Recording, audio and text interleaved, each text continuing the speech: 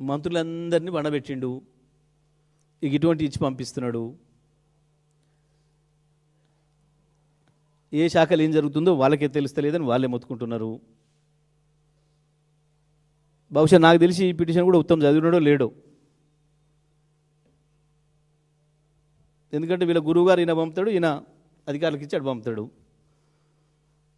నేను ఒక మంత్రి నేను సంతకమే పెట్టలే, నాకు ఫైలే రాలే, అక్కడ జరిగిపోయింది పని అంటున్నాడు. కొంతమంది చెప్పుకోలేక లోపల ఏడుస్తున్నారు. అందరు చెప్తుంది ఒకటే మాట, అన్న మమ్మల్ని ఏం బతకనిస్తలేడే, దందంతా ఆయనే చేసుకుంటుండు, ఆయన కుటుంబ సభ్యులు అన్ని దందాలంతా అటే, మాదేం లేదు, మేము ఉత్తనే బుక్ చేసుకొని తిరుగుతున్నాం.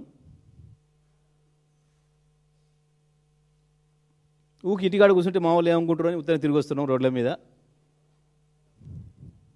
అని మాట్లాడుతున్నారు వాళ్ళ మంత్రులే.